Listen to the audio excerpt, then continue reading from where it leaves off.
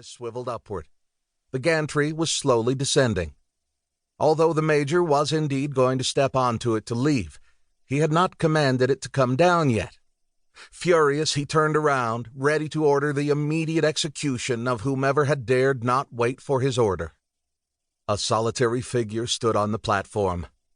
The Major recognized him instantly.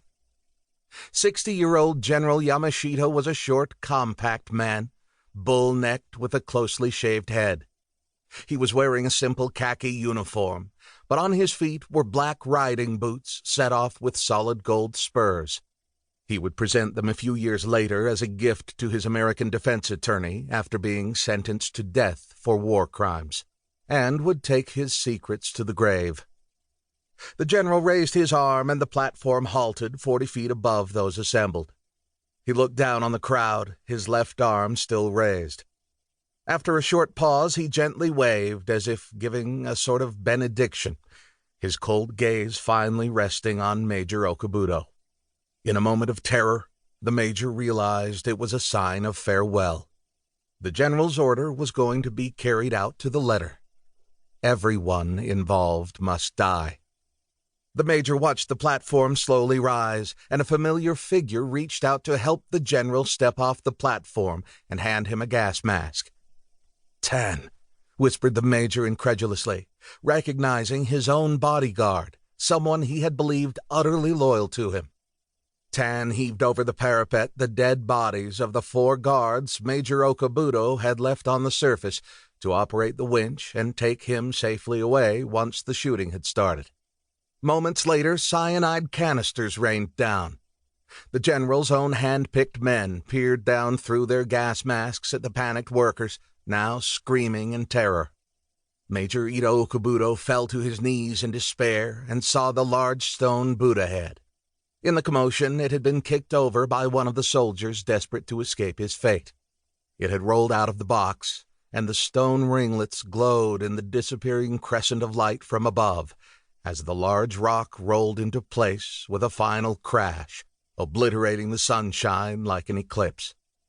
Ignoring the panic-stricken cries and writhing of those around him, the Major grasped the stone bust tightly for a moment, trying somehow to hold on to it and his life. His hand twitched and fell to the floor. Silence returned to the cave once more. Days later, a cluster of black and purple flowers began to grow outside the cave walls. On the other side rotted the bodies of the dead. Part 1. The Screenplay. Chapter 1. Venice Beach, Los Angeles. Present day. The End. Copyright Sam Wood, 2020. Sam cradled his newly completed screenplay in both hands, savoring the moment. Fallout was a hit waiting in the wings, and he knew it. A script about greed, a secret fortune, broken friendships, betrayal, and murder. But success would come later. First, it was going to be read by a specific target audience. Who would realize that Fallout was a roadmap to their past? Would the guilty see the clues and be flushed out? Despite all his years in L.A., Sam still had the weather-beaten face of a man born and raised in the Australian outback. He looked down at 5 freshly bound copies laid out on the desk in front of him, each with the name of a recipient in bold type at the top, and a quote from French philosopher Honoré de Balzac directly beneath. He thought for a moment, smiled wickedly, then picked up the phone. He was disappointed when he had to settle for leaving a voice message. "Bet that comes as a bolt out of the blue. Well, my old mate, the game is up."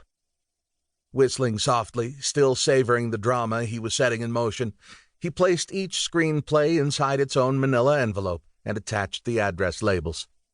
The remains of a Bundaberg rum and coke gently fizzed in a silver pint mug next to his laptop. Although it was only 11 a.m., he had been writing all night, and a healthy slug of booze had always oiled his creative gears. Sam took a last mouthful to polish it off, then sunk back in his chair, the heels of his palms rubbing his tired eyes. Getting up slowly and gathering the 5 scripts,